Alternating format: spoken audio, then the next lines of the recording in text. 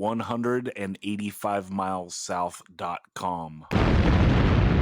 Smash that Patreon button.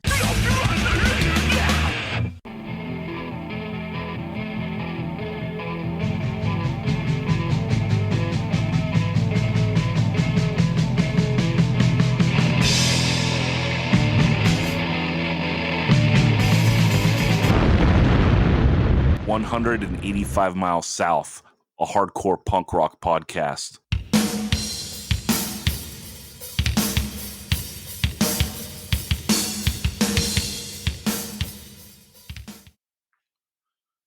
All right, everyone. The Sunami self-titled LP came out on Triple B Records June 14th, 2023. We have Josef here. Josef, what's up? What's up, man? Hey. Dude, okay, so your previous 12-inch has gone through 5 presses. You've toured Europe, you've toured Australia, you did a full US tour, booked 100% DIY, where you sold out every single show. You have millions of listens on streaming platforms, you're going to Japan, now you have an LP out. How do you feel when people still refer to you as a joke band? I don't know, man. Because I would refer to myself as like a joke band at first, but honestly, I guess like the proper term would just like we're just having fun, and that's just like that's still what we're doing, having fun. I think that you're like so legit now, though. Like it's almost offensive to me. I don't mean to cape up for you. Yeah, no, yeah. Uh, but I don't know. I feel like if people like understand or like recognize like the stuff that we've done, I don't think that you could. There's no possible way you could refer to us as a joke band. Yeah, you're at the level now that you could just play like big shows and do fests and like get support gigs for metal bands. Why do you find it important to like own the headlining slot and like always put on for other bands, including like up and coming bands that like don't draw yet? Yeah. That's a good question. I mean, obviously, like we've been given the opportunity that we've been given. Like people, like a lot of people, not even like from the hardcore world, like know about us, which is kind of crazy. So that's like I'm just gonna use like my platform as much as I can to like support my friends' bands and like support other bands, which I think should get more recognition. So that's all I'm trying to do. Yeah, respect. And on that tip, this is like business shit, so we can cut it if you're not comfortable with it. But I want it to be noted, like, you know, a lot of opening bands when you go out on tours, they take like $100 or sometimes like they pay to get on the tour. And you guys like legit break off the opening bands. Like you've broken off bands like a stack. So I just want to say respect. Yeah, man. Like that's like kind of what I don't like about uh is it kind of sucks like saying the music industry just because it's like hardcore music, but like that's how it is. Like if like when you see like a touring like lineup, like the opening bands on that tour package, like at most make $500, and I think that's kind of bullshit, dude. Because like that sucks. So like if we headline and we bring out our friends, like I know how much money like a show makes, so I want to like spread the wealth as much as I can with everyone because like they're the homies, you know what I mean? Yeah. I've always thought like, you know, going back to like the 90s, like a lot of the bands that got like lumped into like got kind of labeled like tough guy stuff. They got written off by a lot of people, and like a lot of like those dudes were like the most DIY dudes and like the guys that really knew hardcore and like put on for hardcore. And that's why I just think it's so significant that like you're in the situation you're in and like always put on like that. So yeah, I just want that to be noted. Yeah. Thank you, man. Yeah. Okay. So for this LP, you did like a surprise drop out of nowhere, no build up. Where did the idea for that come from, and how do you think it was received? Uh, well, we were planning on recording and releasing an LP like for a long time, and I think we just lagged on it so much that we were just super eager just to release something. So like literally once we got the masters, sorry about the music in the back, but uh, like as soon as we got the masters, like no joke, we released the tracks like 2 weeks after. Like so like there was literally no planning behind it. We just knew that we wanted the music out as soon as possible. Uh, and that's literally just what we did. And I think the reception of it, like people were stoked about it. Like it's just doing super well, and I'm stoked on it. Yeah, I'm so glad you did that, right? Because bands have been in such a tough spot in the last few years with like the lag time of like the pressing plants and so forth. And now that music is mostly consumed like digitally, I think it's like really silly bands holding their songs back for like up to a year, like to sell like, maybe a couple thousand records. It seems ridiculous. So Yeah, yeah, it's sick that it came out, especially for the summer, right? You want to tour off it. yeah, exactly. And that was also like one of the reasons why, because like we released it like going into Australia and then like going to Europe, so like it just worked out perfectly. You do such a good job, like, playing on words, right? Like the "you're a bitch," and then, like, this record, like, the "you're still a bitch." Do you think that, Yeah, you missed a big opportunity on the Dirty Work song, not spelling it like Mike's last name? dude. I like I think we brought that up when we were like trying to think of the name, but Mike was not down. Yeah, so you just got back from Australia and Europe. Can you talk about some standout moments? Yeah, so we did like a 2 week Australia run with Speed, and it's awesome because like I recognize that like Sunami in America is probably like one of the biggest hardcore bands, but like Speed in Australia is like equivalent to us in America. So it was just like fucking awesome seeing the reaction that they got. So like every show there was awesome, and all the shows were sold out, but like just playing in their hometown in Sydney, it was crazy. It just like reminded me of like about like playing a show in San Jose, which was really cool to see. And then Europe, Europe was crazy. Like we played Outbreak Fest, and that was like the biggest crowd I've ever played in front of, or what I would ever dream of playing in front of, and it was just like a crazy experience. Joseph, what were the challenges of writing an LP versus writing, like, the previous material in smaller chunks? Uh, on my part, uh, I felt like it was I wasn't really intimidated by it. It was pretty easy, like because Dirt literally just sends me the tracks, and then I just like over it, and it just worked really well. And then like I feel like we kind of cheated because two of the songs were re-recorded, so like I already had like the material on there. So it was only like six new songs that I had to write over, which was like not too bad. But Dirt, uh, like instrumental wise, he was like pretty intimidated by it, and he had to like we probably like scrapped like three or four songs just because we knew that we wanted to have like the best tracks possible, and he wasn't happy with it, so like we were just back and forth on like the instruments, but I feel like I'm happy with what we got. Yeah, there's like so much good shit on here, dude. Like and he's such like a prolific riff writer. Like sometimes when he just sends you through stuff, like do you get it and like you just get like screw faced? Like, oh shit. Dude, like sometimes uh like when he sends me like some riffs, or like I hear him jamming with Ben, our drummer, like I just have like a smile on my face because I'm like, yo, like this is it. Like I already know like this is the riff, or like this is the track.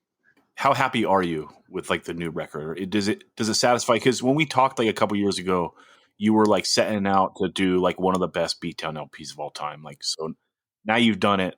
How satisfied do you feel? Dude, I'm like really happy with the songs. Like they're like the my favorite songs to play. Uh I hope people like it too, but like the reaction that we get like in a live setting with the new songs, they've been awesome. So I'm like really happy with it. I love it. Respect. Everyone, the LP came out on June 14th.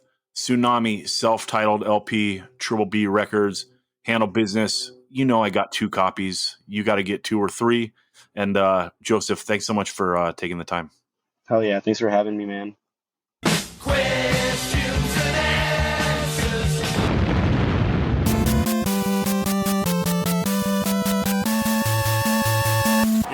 corner, the challenger. Fighting out of the hard corner. From Seattle, Washington, it's the Axeman of the band Change. It is the mighty, mighty positive Christopher Chris. And his opponent, fighting out of the core corner. From parts unknown, weight unknown. Reason he didn't pick Minor Threat in the Straight Edge Super 7, unknown. It is the reigning, defending, undisputed 185 miles south trivia champion of the world, Daniel, these questions are too easy, Sant!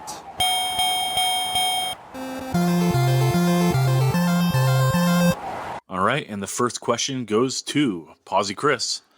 If I had the tab up. Okay, here we go. Chris, is the Antidote 7-inch titled Thou Shall Not Kill or Thou Shalt Not Kill? Oh, man. I don't know. A? We go to Dan for the possible steal. Dan, is the Antidote 7-inch titled Thou Shall Not Kill or Thou Shalt Not Kill? As good biblical boys from the 5 boroughs, it is Thou Shalt Not Kill. Dude, that's a question because I can never remember that for the life of me. And yeah, it's a coin flip. Dan, back off the mic a tiny bit. Okay, we go to the champ for his first question. Dan, this is a before and after. So remember how we do those? Okay, before and after.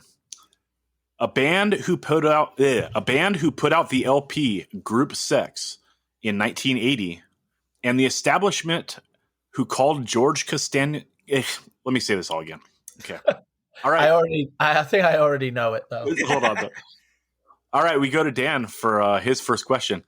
This is a before and after. You remember the premise, correct? That's right. Yes, I do. I'm the champ. That is correct. Okay, this is the band who put out the LP Group Sex in 1980, and the establishment who called George Costanza's coworker Riley to say they were running out of him. Well, George blasted Mr. Ocean Phone. I'm going to say that is Circle Jerk Store. A point to the champ. All right. We go back to Chris for his question, too. Chris, you also have a before and after. This is Pusshead's band, and then the Connecticut hardcore band that had such songs as Disgrace and Dead at Birth. That would be Septic Death Threat. A point to Chris. All right. Okay, we go to Dan. And Dan, this is so in your wheelhouse. I don't ever want to hear you cry again. Oh, God. That means I'm about to cry in like 32 seconds. This is a multiple choice question. Is the first side-by-side song on the Way It Is comp titled A, Time Is Now, B, The Time Is Now, C, Times Is Now, or D, Duh Time Is Now? Can you say those again? You got it. A? I, especially because I want to hear D again. All right. Is the first side-by-side song on the Way It Is comp titled A, Time Is Now, B, The Time Is Now, C, Times Is Now? This song goes out to all you guys. Or D, The Time Is Now? Well, I'm going to use some champion type logic here. My head and heart are telling me that it's The Time Is Now, but the reason that you would be asking this is it can't be that. So I'm going to say Time Is Now. He's the champ for a reason, people. Holy shit. Could have been Times Is Now, though. You never know. True, but it's like it's not pluralized in the amazing vocals of one Jules Massey. That's true. Okay. I feel like true champion logic would have been, what would Rick say? He would have done D. Absolutely, for sure. We go to Chris for his number 3. Chris, what do parrots, eagles, condors, and the singer of Striking Distance all have in common? They're No, they're all birds. Point to Chris. They all live to great long ages. That's right. That's right. Staying power. You know. All right. Let's see here. We go to Dan for his number 3. Dan, which came first?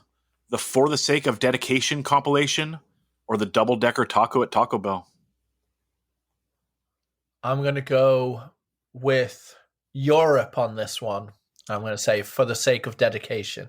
We go to Chris for the possible steal. Ooh. Chris, which came first? The For the Sake of Dedication compilation or the Double Decker Taco at Taco Bell? Well, everyone knows it's a double decker. It's a steal. Point to Chris. I have it as the Double Decker Taco came out in June of 1996, and For the Sake of Dedication came out in 1997. Although the referee Ben, Ben, what did you find? I found 1995 for the Double Decker Taco. Either way, the taco came first. There you go. There you go. All right, we go to Chris for his which came first. Chris, which came first? 7 Seconds to the Crew or the Chicken McNugget at McDonald's? Let's go with 7 Seconds to Crew. We go to Dan for the potential steal. Dan, which came first? 7 Seconds to the Crew or the Chicken McNugget at McDonald's? Well, I know this for a fact, having such deep knowledge that someone rocked up to the studio with some chicken McNuggets while the crew was being recorded, and they were like, hey, man, we don't eat flesh. So I'm going to say the Chicken McNugget. Chicken McNugget, 1983. The Crew, 1984. How about that? Grimace Shake, 2023. That's right. That's right. All right. Dan, this is another multiple choice question. Good God, I'm serving up easy tonight for you. Which band did Ari from Lifetime play drums in prior to that band? Is it A, Awake, B, Aware, C, Enough, or D, Abrupt? Be aware. We go to Chris for the potential steal. Chris, this is a multiple choice question. Which band did Ari from Lifetime play drums in prior to that band? Was it A, Awake, B, Aware, C, Enough, or D, Abrupt? First off, I think Dan's head was still stuck in the 7 seconds when he said be aware. Yeah. Give I'm gonna do D, but only because I don't actually know the answer, but only because give abrupt. Abrupt. All right, respect. No points this round. It is C, Enough. How about I've that? seen enough of these questions. Oh, well, you haven't seen enough, because how about this? Chris, for your number 5. Ari from Lifetime played drums in a band called Enough. They put out a demo in 1988. Spell Enough. I'm going to start with an E. And then let's go NUFF. We go to Dan for the potential steal. Dan, Ari from Lifetime played drums in a band called Enough that put out a demo in 1988. Spell Enough. ENOUGH. He'd win at a spelling bee, but not tonight, fellas. It's ENUF. Chris was closer. I didn't know if they would go enough's enough route, you know? All right, let's go on to Dan for his question number 5. Dan, true or false? On the cover of the Warzone album Open Your Eyes, Rabies is the tallest member. Ooh, that's a good one. I mean, he was a security guard for Prince, for God's sake, you know? I'm trying to think. Crazy J Skin is taller than him? No. Todd Youth, definitely not. I don't even know if all of these people that I'm saying were necessarily in the... Hey, I mean, it's Rabies. Big bad Rabies. I'm going to have to say yes. Point to Dan. Oh, yeah. Champ got it again. Love it. I love it. Okay, Chris, question number 6. This is the title of a Killing Time song and also a notable New York band who did records on Reaper and Bridge 9. I feel like I've gotten this question before, but I'm going to go backtrack. A point to Chris. And I don't know. I Control F'd it and it wasn't used. So maybe you did. If so, my bad, Dan. It does sound familiar. Control F-U. True. Right. Shots fired. Chris, I'm going to hang up on you as soon as we're done with this segment. Do people say that to Pat Sajak and Alex Trebek, R.I.P.? All right, Dan, we go to you for your final question, right in your wheelhouse. On the cover of the Hogan's Heroes LP built around... Okay, start again. Sorry. You did say it was my wheelhouse. Yep. Well, we've pined over this many times, and if you all haven't heard us, smash that Patreon button and listen, get in those archives. Dan, on the cover of the Hogan's Heroes LP Built to Last, a band member is wearing this iconic 1980s SoCal hardcore band's shirt. Oh, I mean, it's one of two in my mind. In my mind, I'm either thinking it's No for an Answer or Uniform Choice. It's one of those. Well, Chris appreciates it in case he got it wrong. Oh, fuck. Well, in that case, I'm gonna say, even though it's not the greatest LP, they still must have had good taste. So I'm going Uniform Choice over No for an Answer. Point to the champ. Yes! That again. I love it. I love it. All right, Ben, let's go to you for the subtotals before we hit that final round. Yeah, Dan has 6 points and Posy Chris has 4 points. All right, everyone, you know what time it is. What? What? Okay. All right, Chris. Of those 4 points, how many do you want to wager on this round where you're going to guess the 25 to life lyrics? I want to come away with a point, so I'm gonna gamble 3. All right, Chris goes in with 3. Dan, how many points are you wagering here? 4. All right, Dan goes 4. Okay, let's see here. The blue button is for Chris. Here you go, Chris.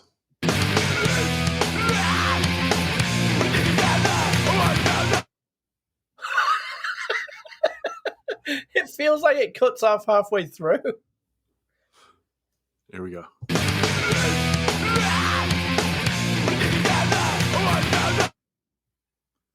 If you really think it cuts off, I'll give you the last word. No, I said that. I said hear that. some more. Chris didn't say it. Okay.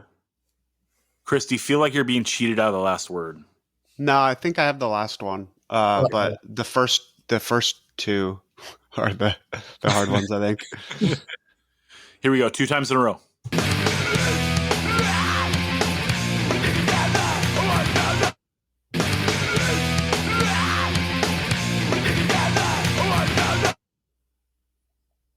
Three more times. Here we go.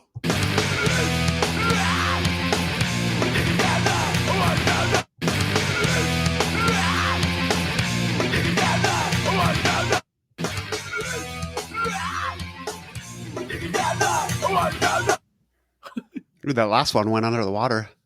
Yeah.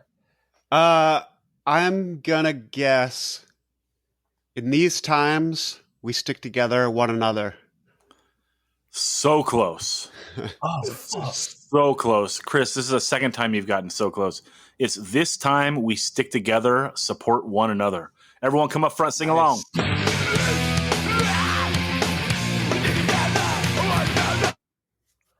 Oh, just this time? This time. Yeah, this time. But dude. but after this time, we're That's over. true. Well, tonight.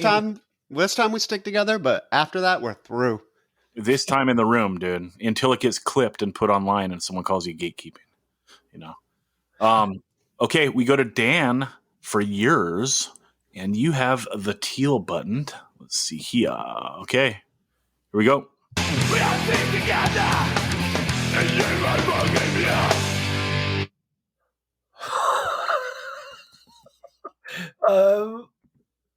Can I hear it 4 times in a row, please? Yes, sir.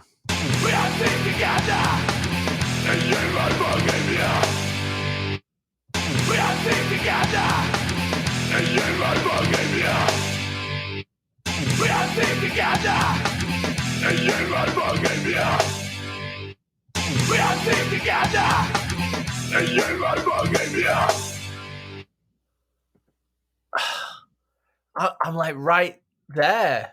Hav Can I will hear it two more times? Hav will get it. Shout out. All right, here you go.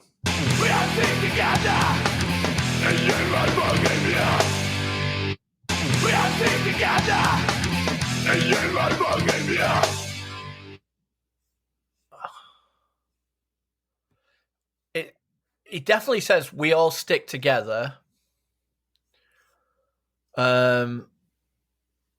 Until my fucking death.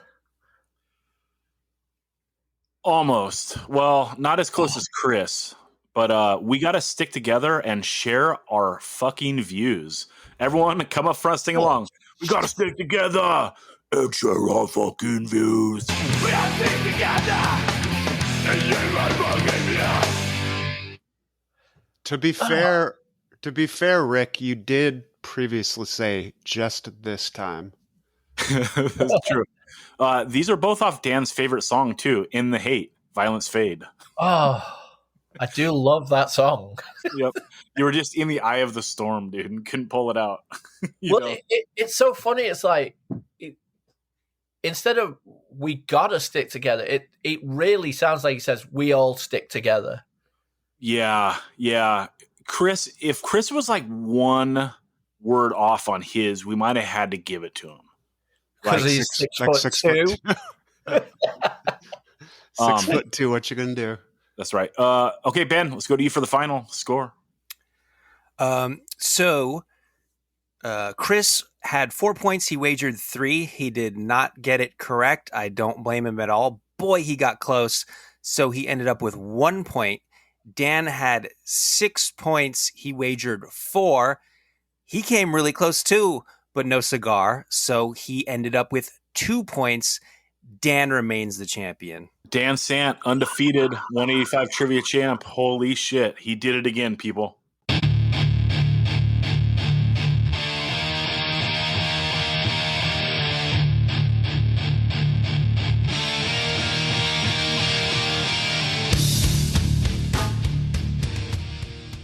What's up, everyone? This week on the pod, we are back and talking hardcore, helping out. You know him. You love him. He is the best dressed man on the pod. He is Daniel Sant. What's up, Dan? No one can tell you what to do. To yourself, you must always be true. Classic line, dude. Classic line. Also helping out, 6'2". What you gonna do? It is the mighty Posy Chris. What's up, Chris? What's cracking? What is cracking? All right. Before we jump in to talking about some new music, dude, we're full-fledged summer now. It's finally getting hot. The weather in San Diego was perfect up until like today. We're recording this Thursday. It's going to air the following Monday. It finally got up to like 90 today and yesterday. Yeah, dude. Yeah, but which is chill. It's not so bad. Like I'm not hating it yet. You know, going out for my early morning bike rides, so it's not cranking with the heat yet. But yeah, we're in summer, and I was curious what you guys are looking forward to, like the rest of the summer, because this month, like these last 2 weeks, is crazy for shows. I'm going to so much shit. Chris, do you want to jump into it? What are you looking forward to the rest of the summer? I mean, low key, the thing I am most looking forward to is Change is playing our new spot in Arroyo Grande up on the Central Coast, and I'm just kind of like super pumped to I don't know, be a part of what's going on here right now and experience all that energy from behind a guitar versus standing next to the PA. So yeah, I'm just kind of super psyched that worked out. We were originally going to play down in Oxnard because I love the Nard so much, and we do, Change does. But as we kind of thought might happen, with just the timing, we figured a Sound and Fury pre-show might pop up, so that's why we didn't, like announce anything. And then saw that, so we were going to do a show actually in Simi Valley at Rapid, and then we saw that High Viz was playing like 15 miles away or something. So we were like, all right, let's pull the plug on that one. So yeah, I'm really psyched to play it. Super bummed, on the other hand, that I'm not going to be able to see High Viz at any of these shows because Change is playing down the coast for the first run of their shows, and then the second run of their shows, like I'm going out to Zion, my wife and I, to do some family stuff, which I'm really psyched about, but also like super bummed that High Viz is finally coming to the West Coast. I'm gonna miss them. So hopefully there's a next time. But I think that's the thing I'm most psyched about. And then obviously just like hanging out with all the homies at Indecision 30, and those are the next things that I'm just kind of looking forward to. I'm also going back to Seattle in August, just to do some nature stuff. So yeah. Well, dude, I think that they might end up in Salt Lake at the end of that tour. Not so far from Zion. You might just want to do a van rental and have them come out and play the desert with you, dude. Yeah. Dan, Hurricane, Utah. That's right. Dan, what are you looking forward to? I am looking forward to Indecision 30 being on the doorstep now, because it's going to just be like a gathering of so many friends. It's going to be what comes down to being one of the most important tenets of hardcore to me is the friendship and the hangout, but also I'm very excited to see Unbroken and pretty much everyone listed. I'm really, really excited, and I'm a bit excited to play as well. So I think that'll be great. I'm really excited for the High Viz shows that I can make it to. Obviously, Indecision 30 makes it so you can't really go to any, except for that LA show that Chris was referencing. So I'm excited for that. And then I have plane tickets booked so I can go see him in Seattle and Portland. So I'm going to do that as well. And then go visit my dad and my half sister at the same time. And so that's on the thing. And a cool thing about coming down to San Diego is I'm bringing Reggie. So fun. San Diego, get ready. Yeah, I'm looking forward to that. We can take him on like the little hikes I do by the 52. Yeah. That'd be cool. Yeah, High Viz is playing, let's see, I think Thursday in Los Angeles and Friday San Diego and Saturday on the Sound and Fury. Yeah, we haven't talked about it too much. I mean, it's a bummer that the Indecision 30 and Sound of Fury ended up on the same weekend. Or they just overlap one day. But that kind of, yeah, whatever. Bummer. It is sad that it worked out that way. Yeah. I might have to go to Santa Fe on Sunday. I got to see Speed, dude. I love that record so much. I listen to it all the time still. And yeah, I don't know. By the time this episode airs, see, we're recording this on Thursday. Tomorrow they're announcing the lineup for that Flat Spot show that's Wednesday in LA, the Wednesday before Sound of Fury. I'm hoping that Speed plays that. And if that's the case, I'm going to go up for sure to peep that show. And then, yeah, but this month is crazy, dude. So next week, Stay Gold is coming down. They are playing the Shea Cafe on Wednesday. I'm going to go to that. Then on Thursday, the Addicts are playing with Sweat at the Observatory. And excited for that. I talked to one of the dudes at Radiation Records a couple months ago. I don't think that they're re-releasing the first Addicts LP, which is like never gotten a proper re-release since it originally came out. But I think they're distroing it, so that should come out soon. And then he was saying that he thinks this is like their final tour. So I'm excited for that. And then Friday we're doing a bonfire, Fiesta Island. Just everyone come hang out, whatever. And then we're gonna try to get to Violencia after the bonfire. And basically those of us that want to slam, we're gonna go to Violencia. Those that want to get laid, you can go to Fucking in the Bushes. See Daniel DJ Britpop that Friday. And and then Saturday, Final Gasp at Tower Bar. That's insane, dude. And then the next week, that Flat Spot Showcase is the Wednesday. Gel in San Diego on Thursday. High Viz in San Diego on Friday. I'm going to go to Indecision 30 on Saturday. And then it's a toss-up between Santa Fury and that show at the Shea on Sunday. Dan, I don't know. It's a wild week. And then August... Oh, go ahead, Chris. I think also Ankle Biter might be rolling through California this week. Oh shit! They okay. I'll have to check that because I'll be there for that too. And then also in August, Hood's Time High Steel Communication are playing the Fraternal Order of Eagles. All the dudes that are doing slow death promotions in National City, really holding it down right now. So shout out to all of them, and I'll be there at that too. So yeah, wild next 30 days or so. That's like a lot of shows. I'm going to more shows now than I think I have maybe my whole life. It's wild what happens when you quit drinking, huh? Respect. 1 year. 1 year. Jesus Christ. Okay. We love it. Yeah. Well, I love you all. Thank you. Let's jump into some new stuff. Wanted to mention Will to Live out of Texas. They put out a 12-inch EP on Another City Records. It's called The Therapy Sessions. It came out a month or two ago. And that first song they put out off it, Molded, is like, in my brain that likes the hard style and like short songs, like that's a straight up perfect song. Texas is popping right now. That Scourge LP that came out earlier this year is pretty awesome. And then, it's sick that Will to Live is back and popping off. Like, we got lots of good memories of rolling through Texas in the early 2000s. They were like one of our favorite bands that we got to see on tour. Them and Pride Kills, both out of Houston.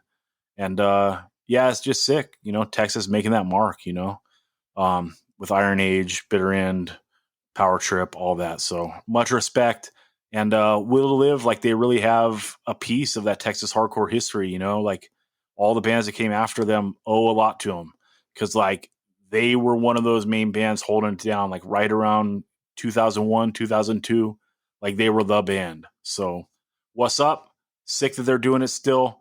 And, let's jump into another one. This is one of my favorite records that has come out this year. I love the demo, but I like the LP more. We're talking the Violencia Viviendo Tiempos Aún Oscuros LP on To Live a Lie Records. If I butchered that, I'm sorry. Dude. Lo siento. Soy un gringo. Mi español es mierda. Shout out Tijuana. Shout out Taco Shelly. Shout out the Cinco Diez. And shout out to Dan's favorite spot, El Cueva del Peludo. But Huh? Anyway. Dude, this LP rips, Dan. How do you feel about it? It's fucking sick. It's angry. It is gritty, and it's at its best when it is just sitting in the pocket of the mid-tempo banger that it has multiple of on this record. It goes fast from time to time, which really appreciates you when they get in that pocket of the mid-tempo banger. Like, my favorite song is probably that song La Carrera Interminable.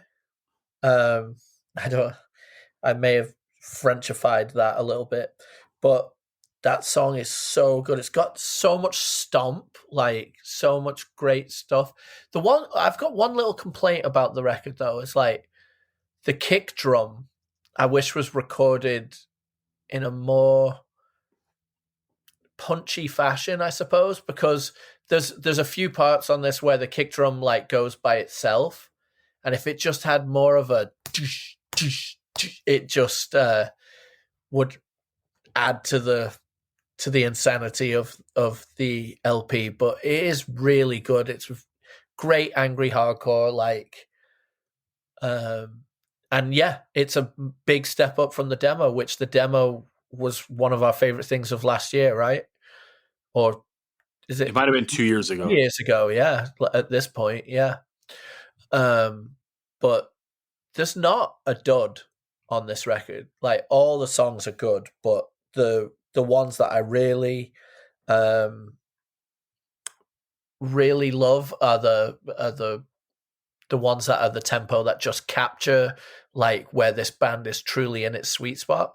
What I also love is the duality of the vocals. Like for the most part, the main vocalist, their voice is just raging, but then there's like a, I don't know, pseudo crust-esque guitar player or someone like chiming in from time to time, and the main vocalist's vocals are on the more higher register, screamy, and then those are more like coming across like almost like tragedy to an extent.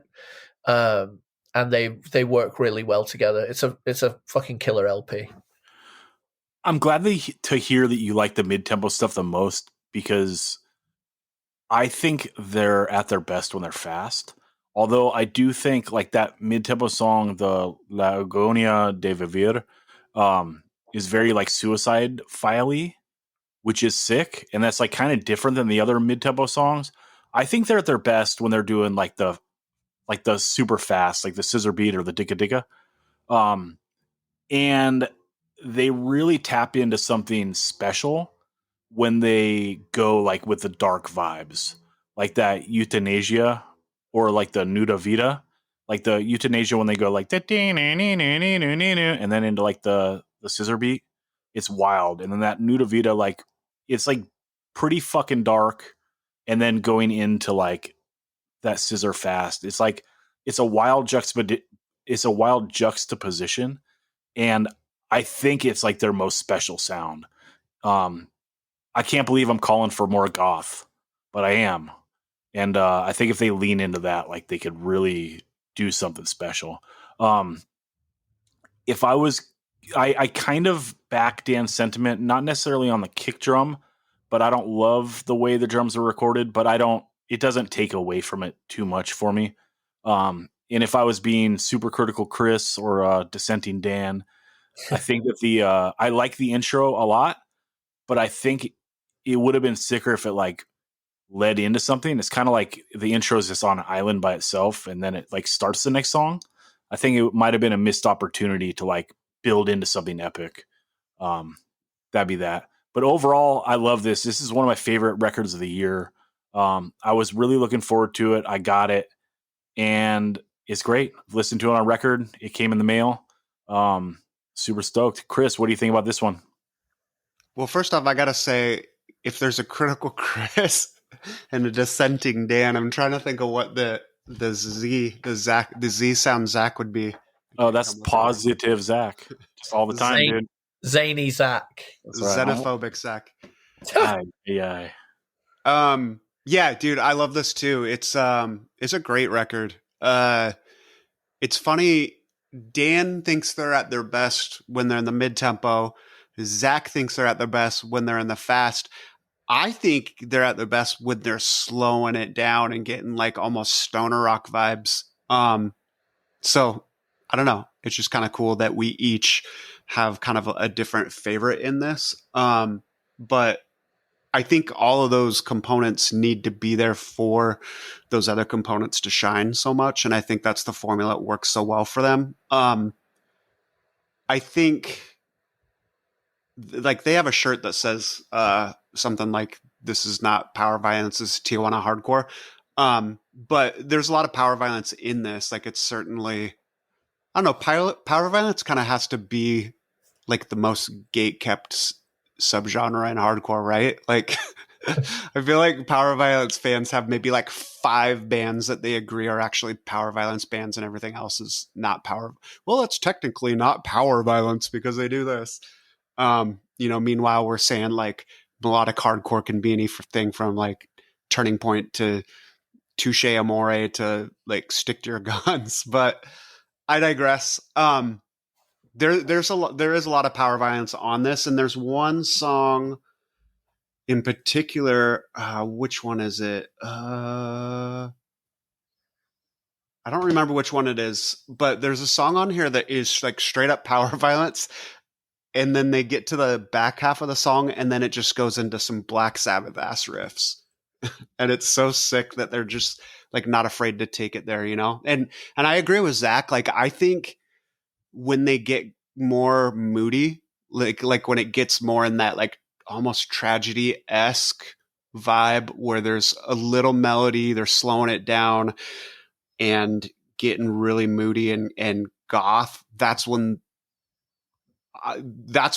they're at my favorite, especially with like how much the vocals have space to really, like the vocals on this record sound so sick, and like they have just the right amount of like raspiness in this high pitched scream, and I think it just really shines on top of that slow sludgy dark stuff. And La Agonia de Vivir is my favorite track, and this is a perfect example of that. It's slow, it's sludgy, it's dark, and the vocals are so ill, and then like this lead comes in at 105. It's so dope and just adds to those vibes. Awesome record. Quick story on this. I've also been looking forward to it. I pre-ordered it, and I've been seeing everybody get it, get theirs and post them on Spotify. And I'm like, man, why haven't I gotten mine yet? And then I realized we had some mailbox drama where all of our mail was getting delivered to the wrong box. And I finally had to like go through this like Groundhog's Day-esque just nightmare scenario with the post office. And finally they popped open all the mailboxes, and one box had just was packed with like a week's worth of mail for us. And I had 2 records in there, including this one. Sick. I got it now. Yeah, that rules. Yeah, they pack so much onto this LP for 12 songs. It is like a very easy listen.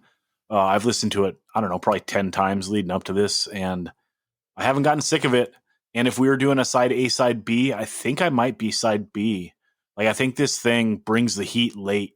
So it's sick, dude. It's an LP that needed to be an LP, which is like a rarity. A lot of times, there's an LP and it's like, God, that would have been sicker if they would have trimmed off 4 songs. But I think this thing really takes you on a journey. So yeah, everyone check it out. Violencia, Viviendo Tiempos Aún Más Oscuros. I apologize for butchering that, but that's what it is. Check it out. To Live a Lie Records, handle business. All right, let's go on to, let's see here. We're going to talk The World I Hate. Years of Lead LP came out on War Records. Chris, this is one that caught your ear. What's up with it? Is this power violence? It's all power violence, dude. If you're doing a scissor beat, your shit's power violence. And like, you can't gatekeep that genre. It's like the most fucking incel Latin genre there is. For sure. I think this is like some of the most straight up power violence that I've heard in a while. Like, it's down tuned, which I don't know if that's like a normal power violence thing or that's like a more modern thing. But actually, but it's awesome, and the recording sounds so big. Like, this sounds burly, and like the fast, like even when they go fast with those scissor beats, it still sounds hard, right? Milwaukee band. Jimmy from Low End and Judiciary is in this band. Yeah, I love this. It's just, if I was to use one word to describe this record, it would be mean. Like, it just sounds so mean. And I don't know, like Violencia, this is a band that has a lot of fast, but like the fast sets up my favorite stuff, which is the slower or more mid-tempo where the vocals are just gnarly over the top of it. Standout track for me is Suicide Magnet, which is just like a mid-tempo stomper. The vocals are so pissed. He's spitting so hard that like 60% of the time I have no idea what he's actually saying. And then there's a few lines that pop. In this one, the line, "But existing on this rock can make your fucking skin crawl." And then the next part, I don't know what he says, and it just sounds like, "Bah, bah, bah, bah." And then the mosh part at the end of this song is such a hard stomper. One other song I want to call out, Safer in Jail. I love how the song starts. It's like a combo of 4-note hits with like the spastic drumming over the top of it. And then it just cuts to one guitar and the vocals, but it's not like he's singing on a beat. It's like he's just yelling. Like it's kind of starts out on time and then it just kind of falls off of the beat a little bit because he's just like full on belting out madness, right? Which song, Chris? Safer in Jail. Okay. Do you want to Do you want to hear what my note is on that? That Back song up. in particular. Back off the mic a tiny bit. I said, Safer in Jail starts out like the singer is just recording a wrestling promo over the music. He's just ranting and raving, and then as soon as he stops with his wrestling promo, the hardest mosh comes flying over the cliff. Yeah. I mean, the way I put it is like the way the vocals are riding over this part. It's not 100% on time. It's not 100% like vocal bars, you know, like a time signature. It's just like a mad maniac ranting and spitting like semi-legible words, and it sounds so sick. And the way that it kind of falls off time slightly just makes it sound so unhinged. It's like the song's falling apart, but then like as soon as that part breaks off, it comes into this like super heavy stoner riff, and like when it comes back into that, it just like clicks right back into like it all falls off hinge, and then at that beat, just all at the same time, it all comes back into hinge, and the whole record is super tight. There's a lot of tempo changes, hits, breaks, time changes, and it's all like super calculated, but like the way that it falls off here just really stands out because it makes it just come across unhinged. There's also like feedback parts throughout that just keep it from sounding too clean and too safe, and it just comes off maniacal. I love this record. I think it is fantastic. Yeah, that's the best part of the record because it's like really unique to it, and it just sounds savage, like the guy's a Neanderthal, right? Like I wonder if it's a missed opportunity to not open with that because it's like such a fucking mission statement, you know what I mean? And I kind of wish this dude like, all right, you stumbled into some magic here. Like next record, do it like 4 different times.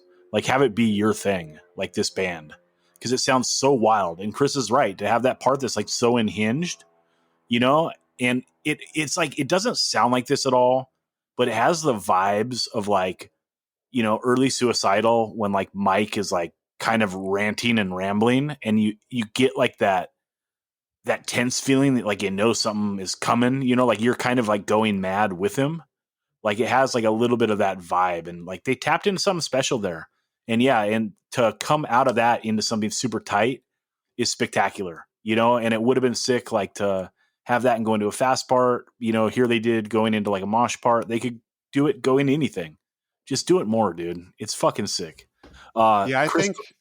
Go ahead. Sorry, one thing on that. Like, I think the thing that it reminded me kind of is like Sunami has those parts too, where not necessarily in the same way, but maybe because a random guest vocalist is like stepping on top of Joseph's vocals, and it just sounds like chaos, you know, and it just makes it sound that much more unhinged and like just insane.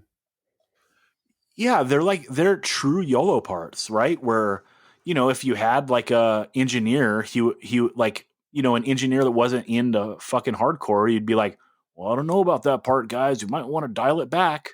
But, you know, like bands that have the balls to put out wild shit, it's like, no, let's roll with it. You know, and that's when you get like a lot of the special stuff.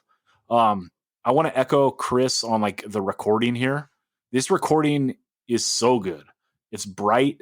The snare sounds awesome. It's like deep and it has like that real sound. Like they recorded it in a room.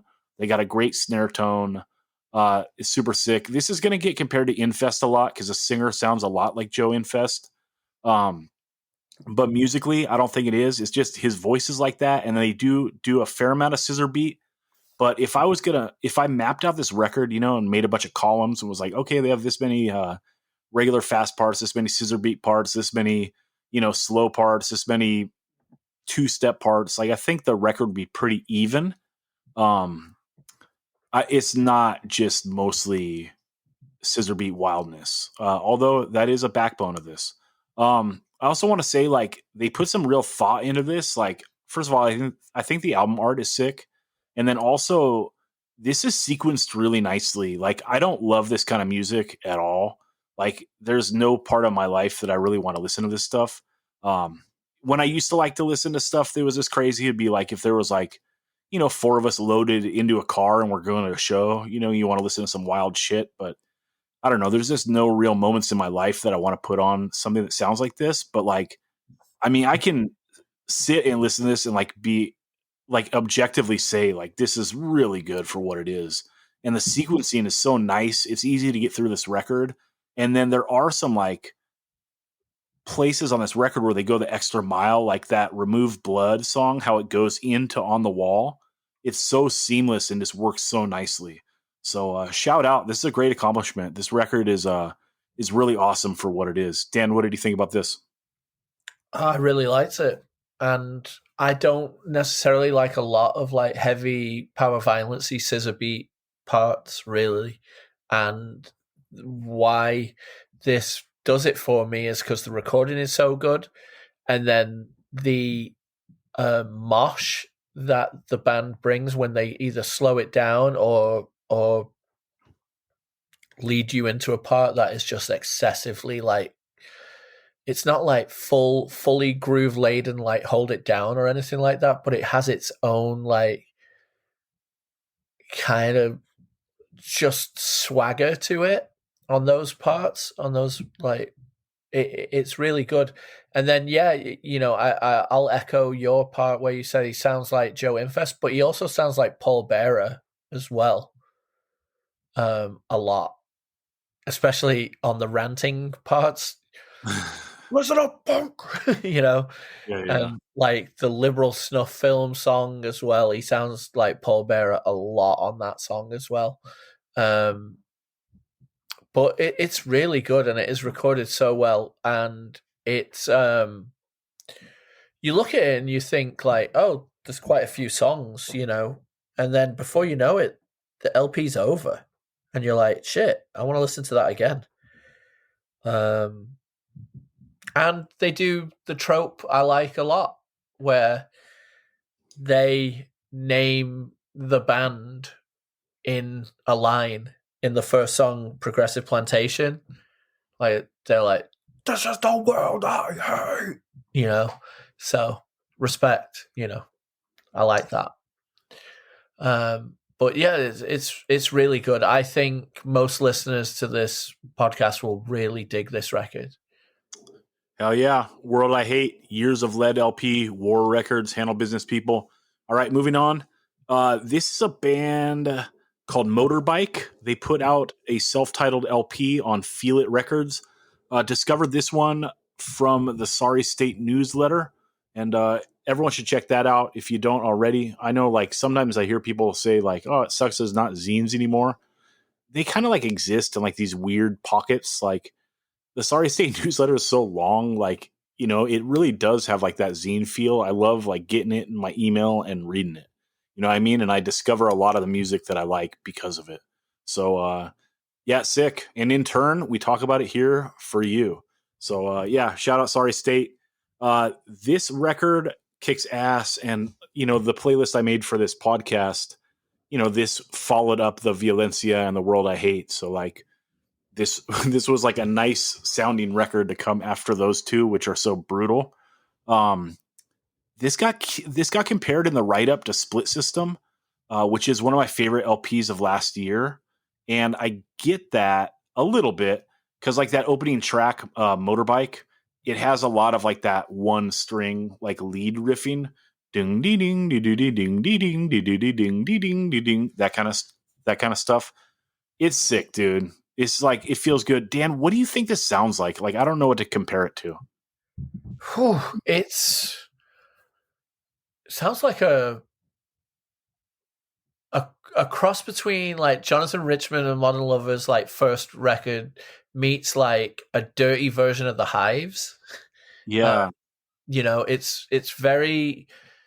It's got a nod to the '60s style garage style stuff, but at the same time, it's got that slacker power pop vibes to it as well. It's really, really fantastic. But it doesn't have like the bubblegum lyric. Like No. It's dirty. That's why I'm saying it's like got that fully in the garage. Like it's like got oil on it. Yeah, it's got a lot. Like it would fit in. Like the split system cop is like kind of accurate in the way. Like if this was coming out of Melbourne right now, I would believe it. You know what I mean? And so it does have a little bit of that Birdman Saints like mixed with like. It's funny you said the Hives because I was thinking like maybe that first Helicopters record. Just with like the way the vocals sound, like it's kind of like that cup in the mic where the vocals are kind of uglier than you think they should be, but it really works. I don't know. I love this thing. I think it's great. It's another easy record to get through the whole thing. I love the first song and then that Spring Grove and the Off I Sped songs. Those are probably my three favorite of like the rocker tracks. Which ones?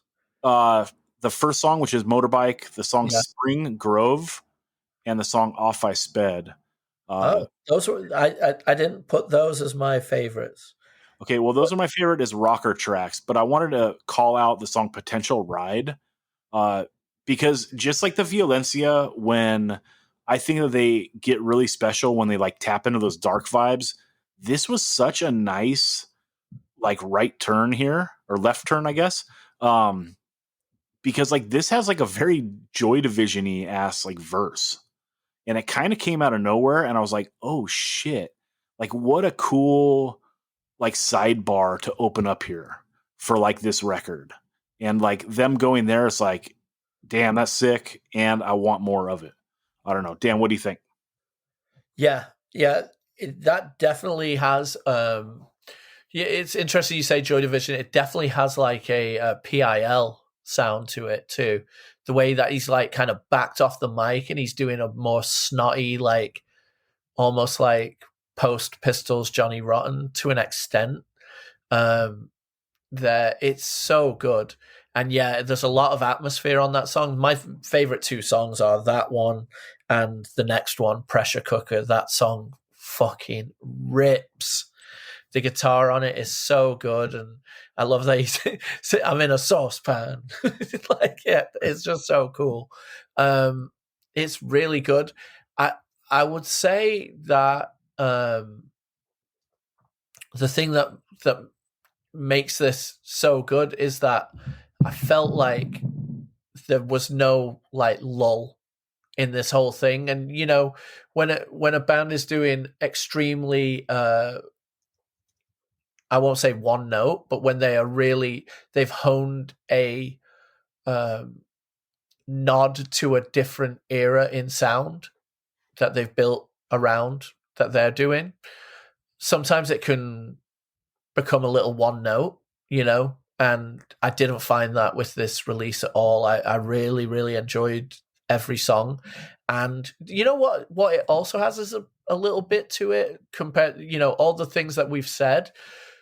But it also has a little bit of like 90s San Diego Casbah sound to it a little bit, like a little bit of Rocket kind of in there a little bit as well. But it's so good. I had never heard of this band before this playlist was put together to talk about these records, and I'm really psyched on it.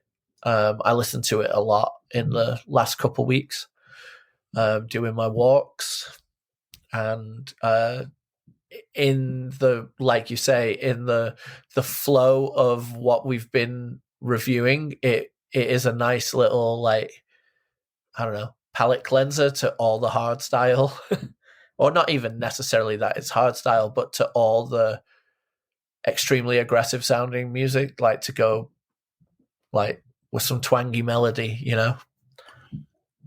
Definitely a bit of twang. Yeah, I'm gonna have to order this. Dan, with you being here a few weeks, maybe we'll put in an order. Okay. get something. We'll figure it out in the next couple Where days. are they from? I have no idea. I didn't do They my are homework on this. from. Don't call them Cincinnati. They're from Cincinnati. Oh, that's sick. Shout out That's Clevo. sick. That rules. Yeah, Chris, what did you think about this? I liked it. I was glad you guys went first because I was curious to hear like some of the comps that you shouted out.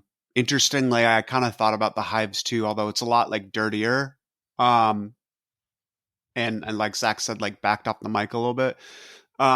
PIL is something I thought about. And then another one I thought of, and maybe it's because of the Ohio thing, but like I got some kind of like Electric Eels vibes, which was a classic Cleveland band. Yeah, I like it a lot.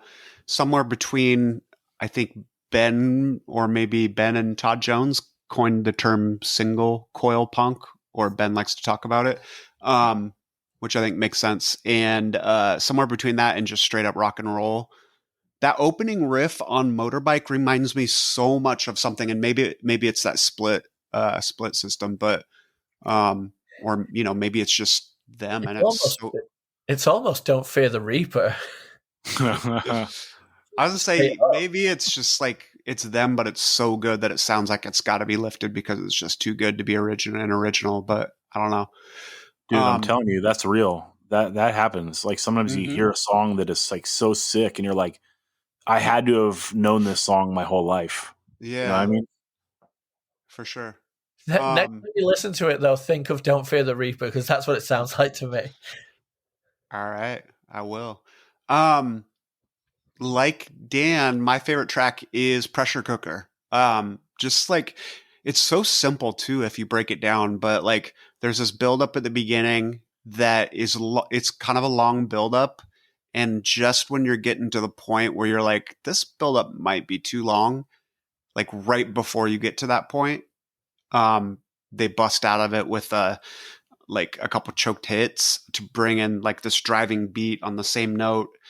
And a lot of this song is just riding on this one note, with those couple of like hits at the end of the bar. And then, it's just like this banging downstrummed riff.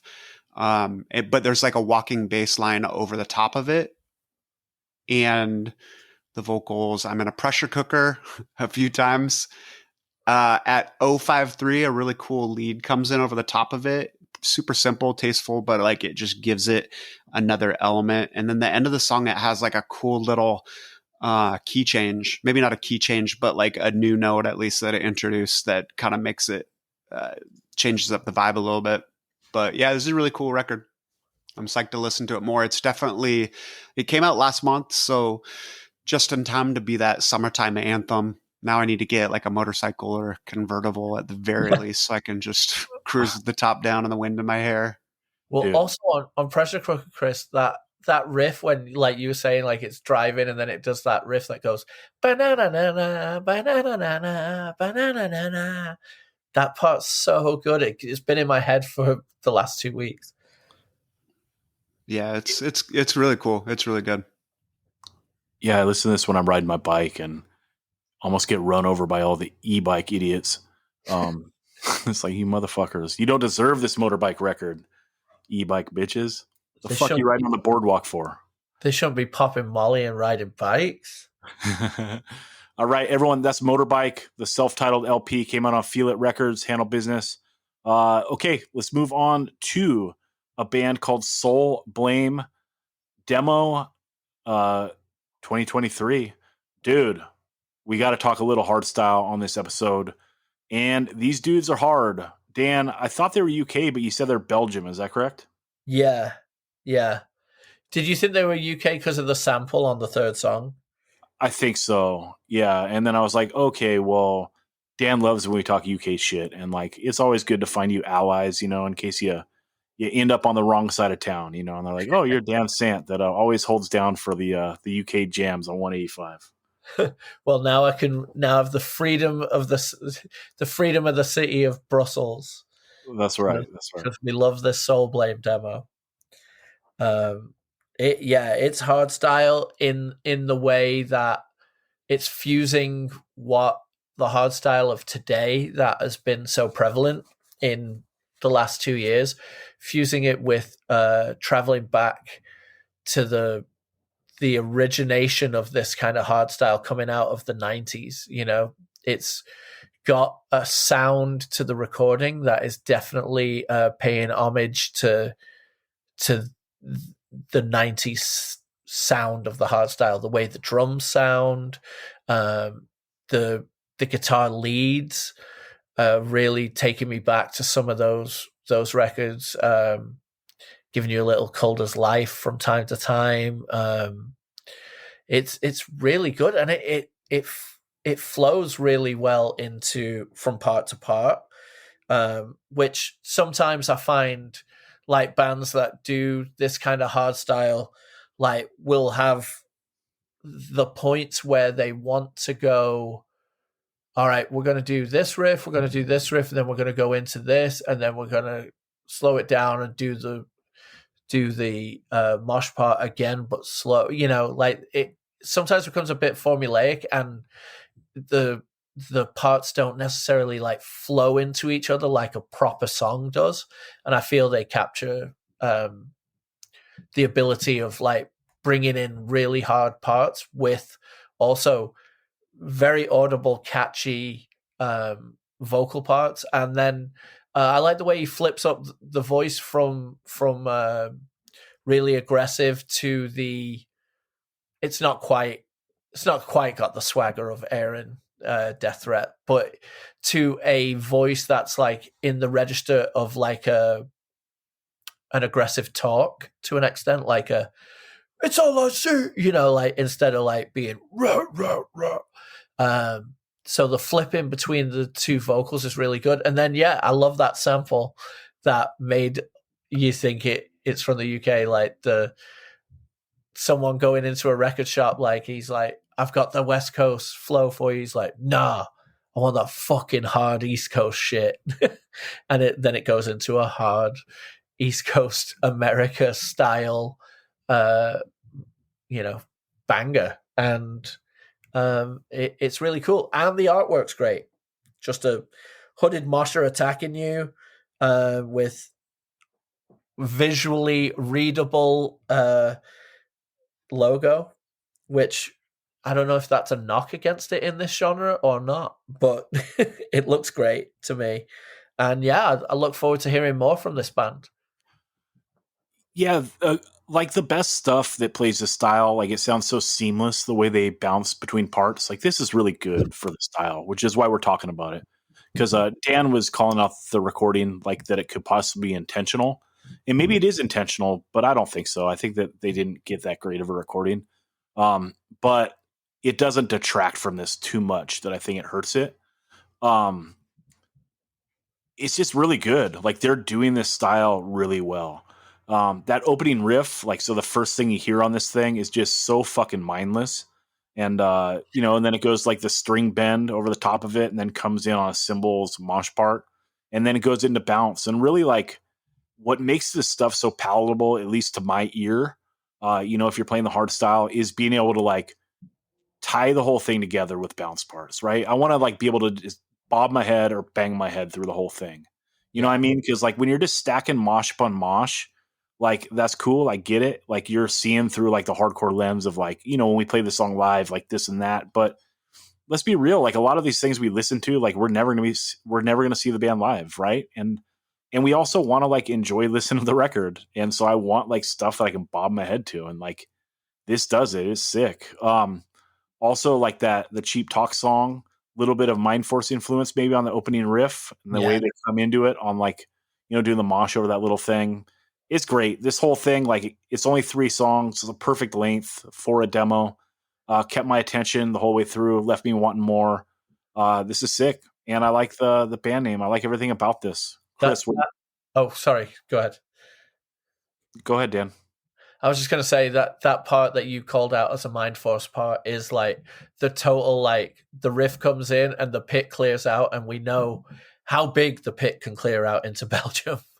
Like because of we just saw a Sunami picture where the crowd must be like 25 feet away from the stage because the pit has been severely cleared out. But that part that I love that you called out that it's got that Mind Force touch to it, because that's the thing I thought, and I think that might be my favorite song on out of the three. Everyone open this pit up. Hey, wait, not that much. Chris, what do you think about this? I like it. It's a cool demo. The recording Zach touched on isn't like the best recording, but it doesn't detract from it at all. I think it's fine. It's good for what it is. It doesn't deter me at all from listening to it.